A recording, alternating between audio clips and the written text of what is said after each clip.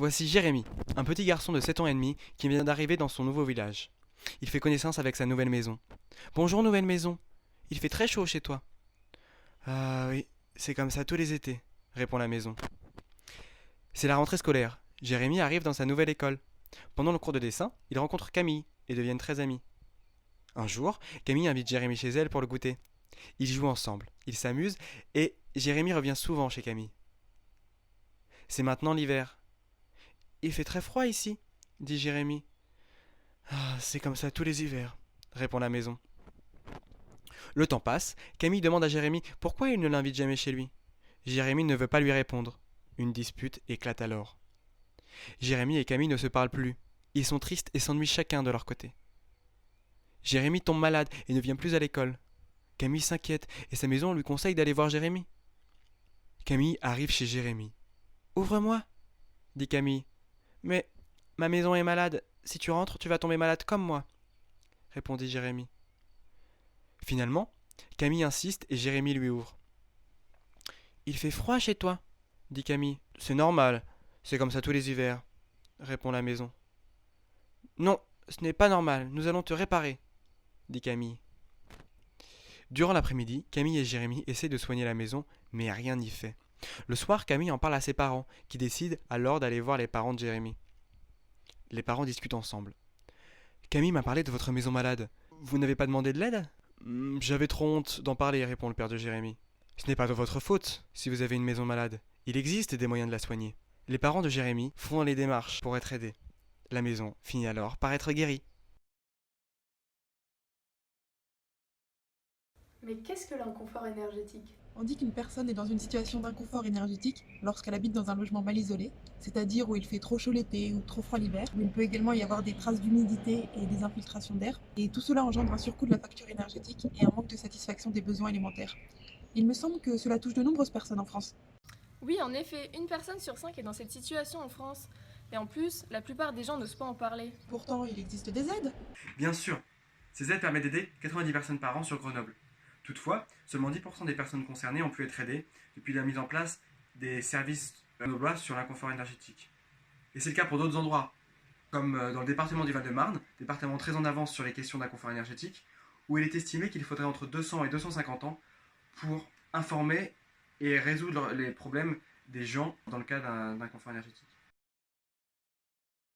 Tout a commencé en octobre, lorsque notre école, l'NC Cube, a organisé la semaine de la créativité, durant laquelle nous avons travaillé avec Béatrice Lemoin de la Fondation Hope. Béatrice nous avait donné pour mission d'élaborer une solution afin de trouver les invisibles. Les invisibles sont des personnes se trouvant en situation d'inconfort énergétique, mais qui ne sont pas repérables par les services sociaux. Nous avons alors réalisé une étude de terrain, durant laquelle nous avons fait du porte-à-porte et visité des lieux comme le CCS de Grenoble. Nous avons en tout rencontré une cinquantaine de personnes, qu'elles soient en situation d'inconfort énergétique ou non. Cette étude de besoin nous a permis de réaliser qu'il existait un tabou et un manque d'informations autour de cette notion. En effet, les gens en situation d'inconfort énergétique n'osent pas ou ne veulent pas en parler. De plus, le CCS nous a confié qu'il existait des aides ainsi que des fonds pour réaliser des diagnostics énergétiques, mais que les quotas n'étaient pas remplis. C'est alors que nous avons décidé de passer par l'enfance afin d'agir sur le long terme et de diminuer le tabou autour de cette notion. Le livre pour enfants nous a semblé être la meilleure solution puisqu'il possède un triple effet. Tout d'abord, il permettrait à l'enfant de connaître l'inconfort énergétique et de lui montrer que cela n'a rien de tabou. De plus, cela permettrait une prise de conscience des personnes qui sont dans cette situation mais qui ne s'en rendent pas compte, et cela leur montrerait qu'il est possible de se faire aider. Enfin, cela encouragerait les gens au dialogue, que ce soit entre l'adulte et l'enfant ou bien entre adultes. En effet, nous souhaitons distribuer ce livre aux enfants apprenant à lire pour qu'ils puissent le lire avec leurs parents ou d'autres adultes. Ce livre sera constitué d'une courte histoire pour enfants accompagnée de dessins ainsi qu'une partie dédiée aux parents sur laquelle se trouveront des numéros et sites internet sur lesquels nous pourrons trouver des informations concernant les aides. À l'issue de cette semaine de créativité, nous avons vaincu les 4 autres équipes travaillant sur le problème des invisibles et nous sommes arrivés en finale. À l'issue de cette finale, nous avons conquis le jury et remporté le prix de l'innovation. Quelques semaines plus tard, Béatrice nous a contactés afin de savoir si nous voulions continuer cette idée qu'elle trouvait excellente. C'est alors que Zélie, Justine, Jeanne et Johan ont décidé de continuer l'aventure avec l'aide d'Enactus.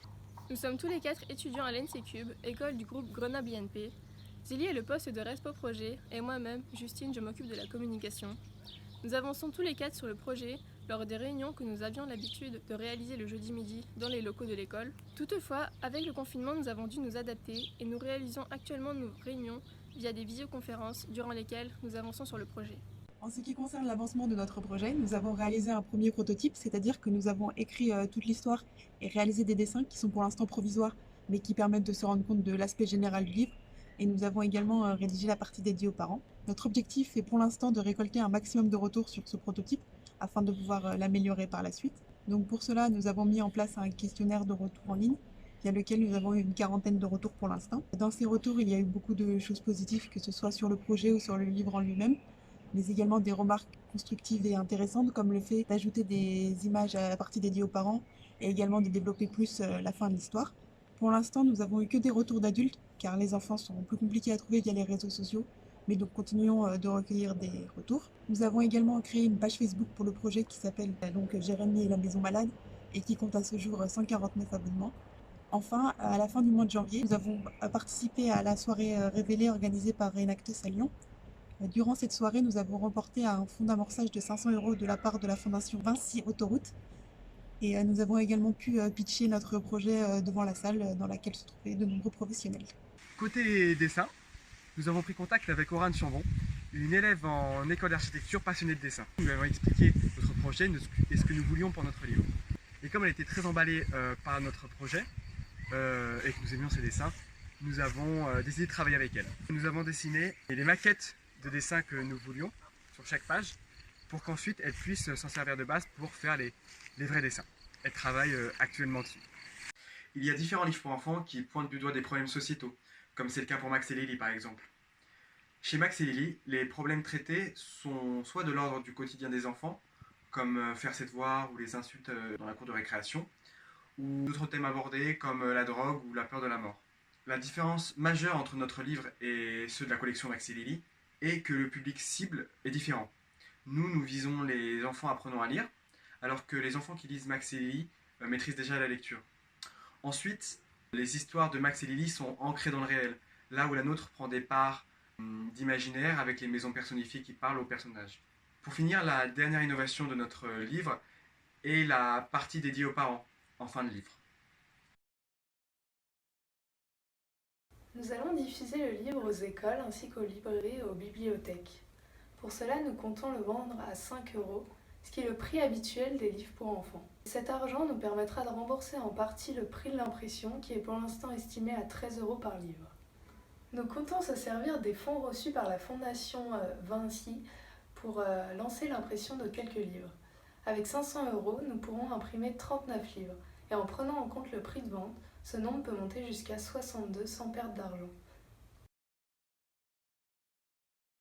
Depuis le début de notre projet, nous sommes en contact avec Béatrice Lemoine de la chaire Hope.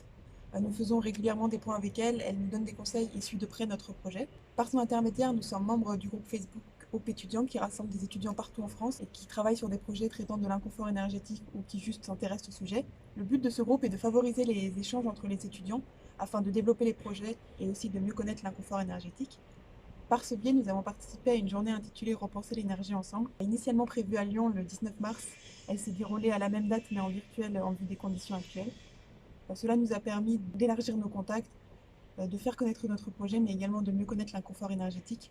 Enfin, nous sommes également en contact avec un autre projet de notre école traitant également de l'inconfort énergétique qui s'appelle le Conformètre et que nous espérons ajouter à notre livre. Le Conformètre est un autotest accompagné d'un questionnaire et qui permet d'évaluer son confort énergétique. Ainsi, nous voulions contacter des écoles afin de travailler avec eux sur le projet et avoir des retours des élèves.